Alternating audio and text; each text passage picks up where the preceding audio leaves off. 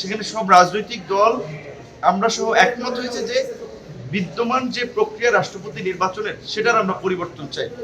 ধারাবাহিক মিটিং এর আজকে তৃতীয় দিন, কিন্তু গতকালকের অসমাপ্ত আলোচনা জাতীয় সাংবিধানিক পরিষদ বা ন্যাশনাল কনস্টিটিউশনাল কাউন্সিল এবং রাষ্ট্রপতি নির্বাচনের প্রক্রিয়া, গতকালকে যেহেতু এনসিসি নিয়েই দিনব্যাপী আলোচনা হয়েছে, কনক্লুশনে পৌঁছানো যায় নাই। আজকে রাষ্ট্রপতি নির্বাচনের প্রক্রিয়া নিয়ে আলোচনা হয়েছে। সেখানে সব রাজনৈতিক দল আমরা সহ একমত হয়েছে যে বিদ্যমান যে প্রক্রিয়া রাষ্ট্রপতি নির্বাচনের সেটার আমরা পরিবর্তন চাই। এখন পরিবর্তনের প্রক্রিয়াটি নিয়ে বিভিন্ন রাজনৈতিক দলের বিভিন্ন ধরনের মতভেদ তৈরি হয়েছে।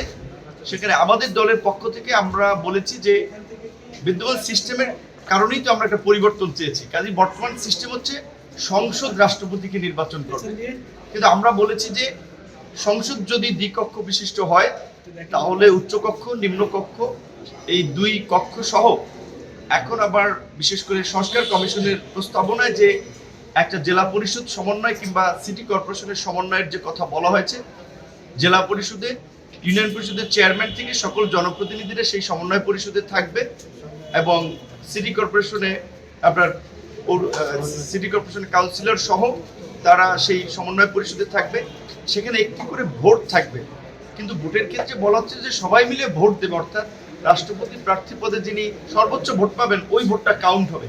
কিন্তু আমরা এটার পরিবর্তে আমরা বলেছি যে না, ভোটারকে স্পেসিফাই করা, জেলা পরিষদের চেয়ারম্যান ভোটার হতে পারে এবং সিটি কর্পোরেশন যেহেতু 12টা আছে আমাদের, সিটি কর্পোরেশনের মেয়ররা হতে পারে।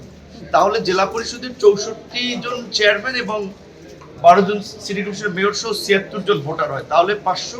যেহেতু আমরা দ্বিকক্ষ বিশিষ্ট সংসদের দিকে যাওয়ার জন্য মোটামুটি একমত, তাহলে দুই কক্ষে 500 আপনার সদস্য এবং এক্সটেন্ডেড 76 জন, 576 জন, এইটাকে ইলেকট্রাল কলেজ হিসেবে বিবেচনা করার পক্ষে আমাদের দলের মতামত।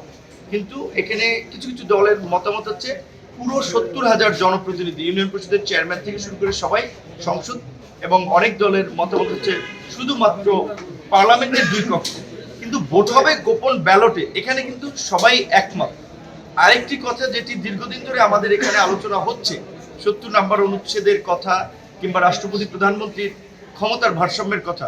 70 নম্বর অনুচ্ছেদের পরিবর্তনে দুটো বিষয়ে কিন্তু সার্বজনীন একমত তৈরি হয়েছে আমরা, যে অর্থ বিল এবং আস্থা ভোট ব্যতীত অন্য ক্ষেত্রে সংসদ সদস্যরা স্বাধীন। কাজে সেক্ষেত্রে এখানে সংসদ সদস্যরা রাষ্ট্রপতি নির্বাচনে ভোট দেওয়ার ক্ষেত্রে একটু স্বাধীন হচ্ছে।